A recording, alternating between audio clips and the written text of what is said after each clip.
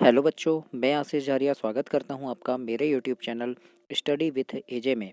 इसमें आज हम देखते हैं आपकी हिंदी कक्षा 7वीं की 8 ग्रेड अभ्यास पुस्तिका हिंदी, अंग्रेजी और संस्कृत की जो है, इसमें आज हम हिंदी का अध्ययन करेंगे। और हिंदी में आज हम देखते हैं पाठ 20 महान वैज्ञानिक डॉक्टर चंद्रशेखर वेंकट रमन जी के बारे में। और इस पाठ के प्रश्नों के उत्तरों को मैं आपको हल करवाऊँगा। तो किस प्रकार से इन प्रश्नों के उत्तर आपको अपनी वर्कबुक में लिखना है, ये हम जानते हैं। तो और इससे पहले बता दूं कि आपकी हिंदी, अंग्रेजी, संस्कृत सारी वर्कबुक मैं अपनी वीडियो में करा रहा हूं चैनल में। और परीक्षा के पहले आपके गणित के, अंग्रेजी के और सारे सब्जेक्ट के जो महत्वपूर्ण प्रश्न होंगे वो मैं आपको करवाने वाला हूं। तो उन प्रश्नों को आप तैयार कर लेना। उसके लिए आप चैनल को ज़रूर सब्सक्राइब करना ताकि वो आपको मिल सके। आइए जानते हैं प्रश्न नंबर पहला प्रश्न है, चेन्नई के प्रेसिडेंसी कॉलेज की स्थापना क्यों हुई थी? तो उत्तर में लिखना बच्चों, प्रेसिडेंसी कॉलेज की स्थापना भारत में आधुनिक शिक्षा के विस्तार के लिए हुई थी।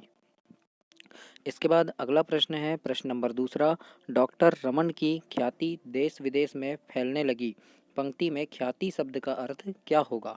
तो ख्याति शब्द का अर्थ है प्रसिद्धि, है ना। प्रसिद्धि या उनकी बातें होने लगी, है ना, उनके बारे में लोग जानने लगे, तो इसको बोलते हैं ख्याति। प्रश्न नंबर तीसरा देखते हैं फिर, ब्रिटिश सरकार ने डॉक्टर चंद्रशेखर वेंकट रमन को सर की उपाधि से क्यों सम्मानित किया? तो उत्तर में लिखना, सर की उपाधि से सम्मानित किया क्योंकि उन्होंने विज्ञान एवं शिक्षा के क्षेत्र में उत्कृष्ट कार्य किए थे। इस प्रकार से प्रश्न नंबर 3 का उत्तर लिखेंगे आप। अब प्रश्न चौथा देखते हैं, राष्ट्रीय विज्ञान दिवस क्यों मनाया जाता है? तो उत्तर में लिखना, क्योंकि इस दिन डॉक्टर वेंकट रमन ने प्रभाव की खोज की थी। इस प्रकार से इस प्रश्न नंबर 4 का उत्तर लिखेंगे आप। प्रश्न नंबर 5 में दिया है आपके, दी गई तालिका को निर्देश अनुसार पूर्ण कीजिए। डॉक्टर रमन को मिले पुरस्कारों की सूची। पुरस्कार का नाम यहाँ लिखना है हमको, यहाँ पे सन लिखना है कि कब मिला और प्रदान करने वाली संस्था, यानी किस संस्था ने उसको दिया। तो सबसे पहले हम लिखेंगे नोबेल पुरस्कार। नोबेल पुरस्कार सन 1929 में मिला था और कौन दिया था? नोबेल संस्था दी थी। दूसरा में लिख देना सर की उपाधि, और सर की उपाधि कब मिली थी? 1923 में, और किसने दिया था? ब्रिटिश सरकार ने। तीसरा पुरस्कार लिखना, भारत रत्न मिला था इनको कब? सन 1954 में मिला था और ये भारत सरकार ने दी थी। फिर लेनिन शांति पुरस्कार मिला था, कब मिला था? सन 1957 में लिखना सन, और ये प्रदान करने वाली संस्था में लिखना सोवियत संघ, रूस। फिर है अगला पुरस्कार है doctor of science. Doctor of science कब मिला था इनको? सन 1921 में मिला था, और किसने दिया था? कलकत्ता विश्वविद्यालय ने। तो इस प्रकार से इनकी ये कुछ प्रमुख पुरस्कार हैं इनको मिलने वाले, तो उनको हम इस प्रकार से लिखेंगे बच्चों। इसके बाद हम देखते हैं प्रश्न नंबर छठवा है, रमन प्रभाव की खोज रमन प्रभाव की खोज का विचार डॉक्टर रमन के मन में किस तरह आया? तो इसके उत्तर में लिखना कि जब डॉक्टर रमन भूमध्य सागर से गुजर रहे थे तो पानी के नीले रंग को देखकर विचार आया था। इस प्रकार से प्रश्न नंबर 6 का उत्तर लिखेंगे आप। इसके बाद अगला प्रश्न देखते हैं, प्रश्न नंबर 7वां, और 7वां प्रश्न है, प्राचीन समय के कृषि कार्यों और आज के कृषि कार्यों में क्या अंतर है? अपनी समझ के आधार पर लिखिए।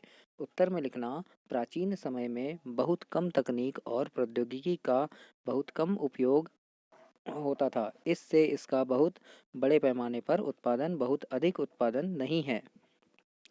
यहाँ के केवल यहाँ केवल किसान की खपत और जमीन पर काम करने वाले लोगों के लिए क्या था? दांती, है ना, दांती कुदाल, यानी जो मिट्टी खोदते ना वो दांती कुदाल या फावड़ा जैसे उपकरण अक्सर उपयोग में किए जाते थे। इस मामले में किसानों के पास आज एक ट्रैक्टर है। इसका उपयोग आमतौर पर इसकी अधिकतम शक्ति पर नहीं किया जाता है। इस प्रकार से प्रश्न नंबर 7 का उत्तर आप लिखिएगा। इसके बाद हम देखते हैं मूल्यांकन 13, और इसमें प्रश्न नंबर 8वां है आपका कि रमन कलकत्ता विश्वविद्यालय में भौतिक शास्त्र के प्रोफेसर थे। वाक्य में से उद्देश्य और विधेय छांटकर लिखिए। तो उद्देश्य में आप लिख देना रमन, और विधेय में लिखना कलकत्ता विश्वविद्यालय में भौतिक शास्त्र के प्रोफेसर थे। विधेय में हम क्या लिखते हैं? उनका काम, और उद्देश्य में मतलब कौन था वो करने वाला। तो इस प्रकार से आप प्रश्न नंबर 8 का उत्तर लिखेंगे। अब हम देखते हैं प्रश्न नंबर 9वां। यदि आप वैज्ञानिक बनना चाहते हैं तो किस प्रकार की पढ़ाई करेंगे? तो उत्तर में लिखना बच्चों, वैज्ञानिक बनने के लिए विज्ञान विषय की पढ़ाई करेंगे। प्रश्न नंबर 10वां है कि किसी भी कार्य को खोजपूर्ण तरीके से करने के लिए किन किन गुणों की आवश्यकता होती है, लिखिए। तो उत्तर में लिखिएगा, किसी भी कार्य को खोजपूर्ण तरीके से करने के लिए हमें उस काम के प्रति क्रमबद्धता से काम या खोज के प्रति तर्क शक्ति का विकास, लगनशीलता, खोज के प्रति गहन अध्ययन और खोज के प्रति ज्ञान जानकारी एवं उत्साह की आवश्यकता होती है। तो इस प्रकार से प्रश्न नंबर 10 का उत्तर आप लिखेंगे। तो ये हुआ आपका पाठ नंबर 20 खत्म। इसके बाद हम अगला पाठ देखेंगे और अगले पाठ के लिए आप चैनल को ज़रूर सब्सक्राइब करें ताकि आपको ऐसी ही वीडियो और भी मिलती रहे। धन्यवाद।